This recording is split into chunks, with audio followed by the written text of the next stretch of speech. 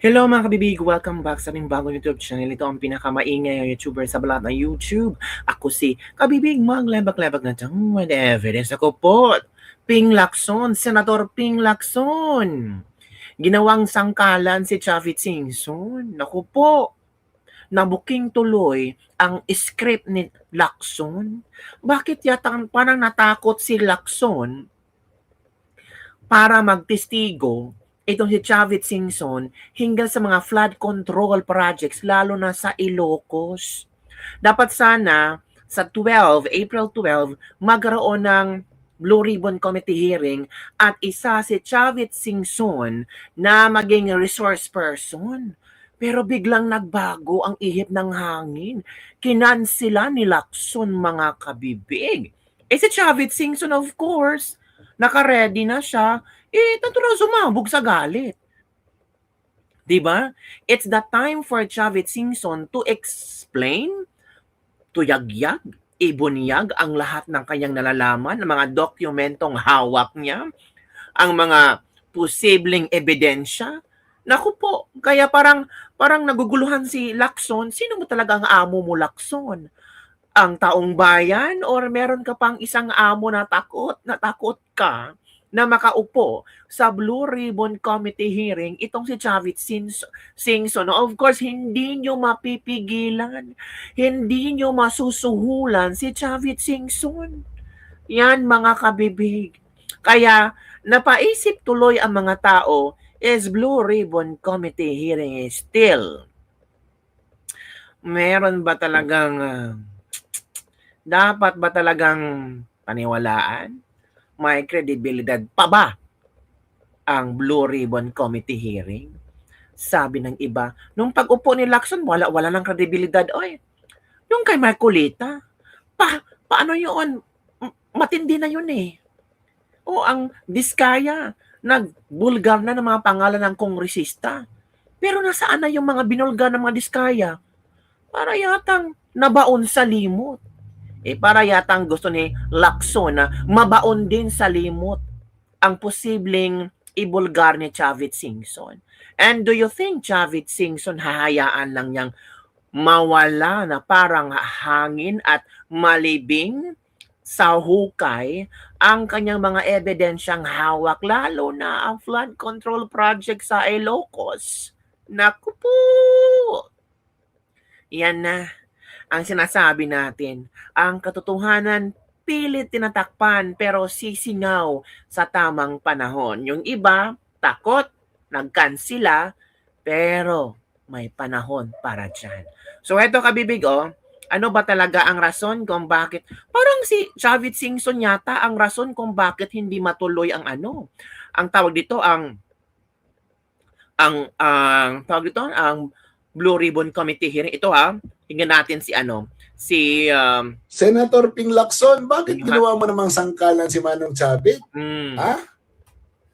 Ayan Lacson defers flood control probe pending Chavit Singson affidavit.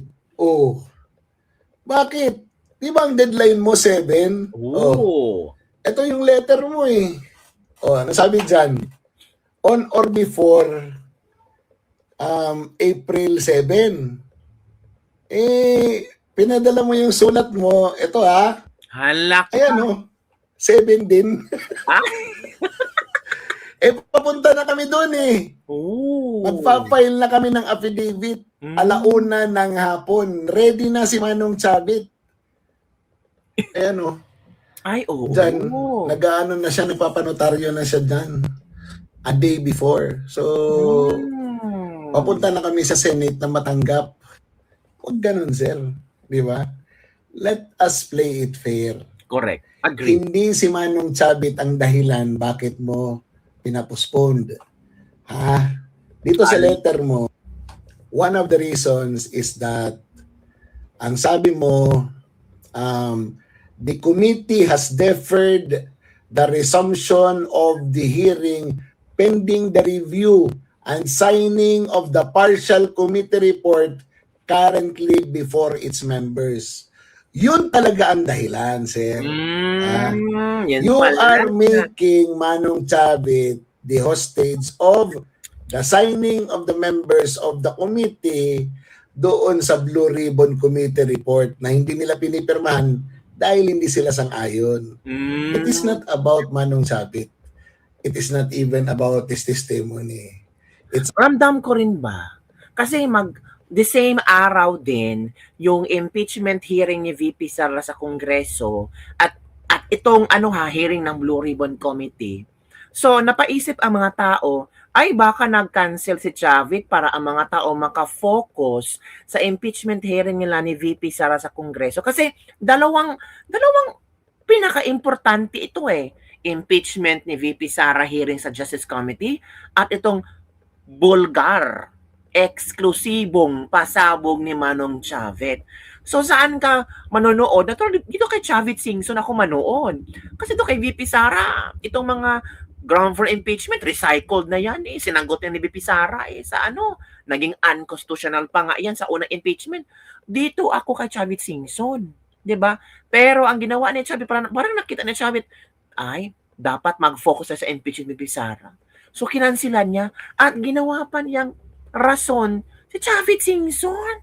Ako, Ping, ano ba na mga ping-pong tayo dyan? It's about your credibility as the chairman of the Blue Ribbon Committee. Credibility. To have the members of the committee sign the partial report of the Blue Ribbon Committee to make it official. Yun, sir. Huwag mong idamay si Manong Sabit. Magkaibigan naman kayo Correct. Sabi nga ni Manong magkaibigan kayo na matagal na panahon. At kilala ka niya at kilala mo rin siya. Alam mo naman yun. Pag yun magsalita at magsabi ng oo yun. At pag magsabi ng petsa, susunod yun. Alam mo yun, sir.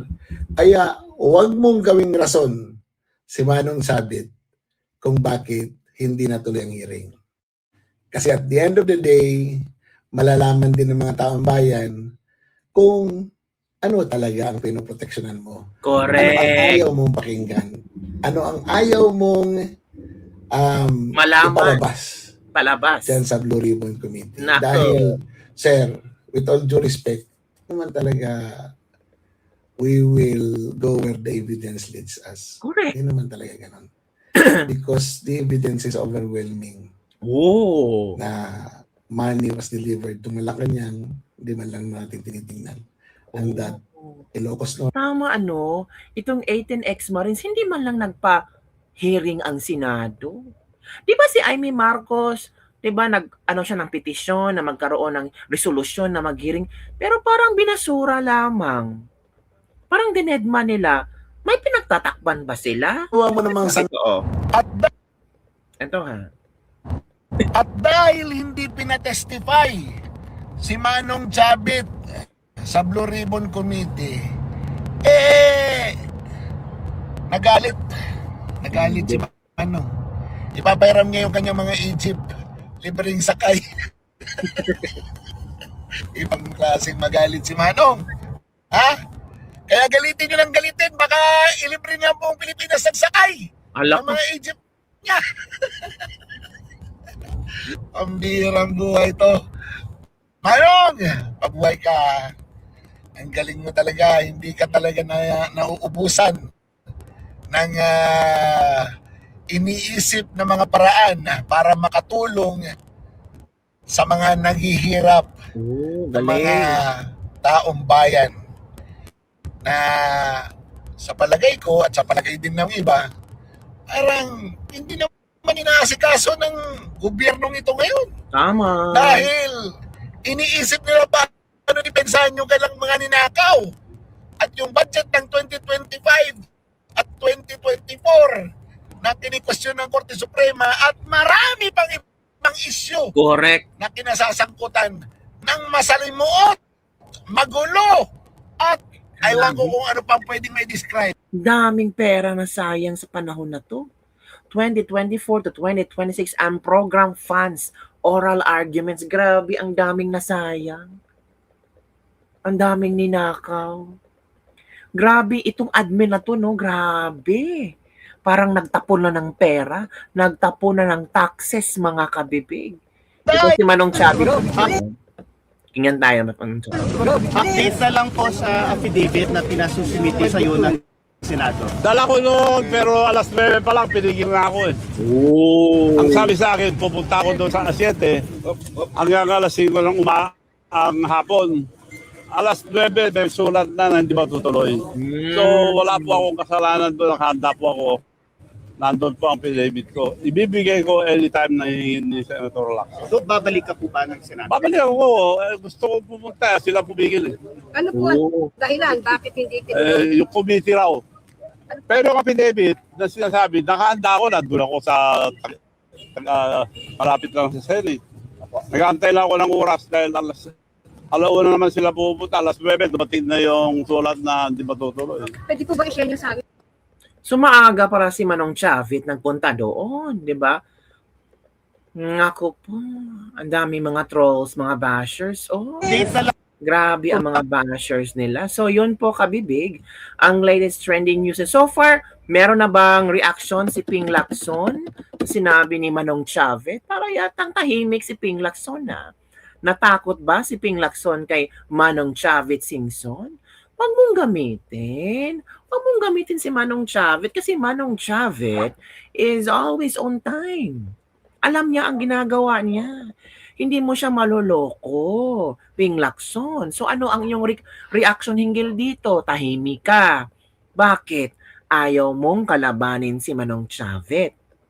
Si Manong Chavit ready nang uupo sa Blue Ribbon Committee hearing.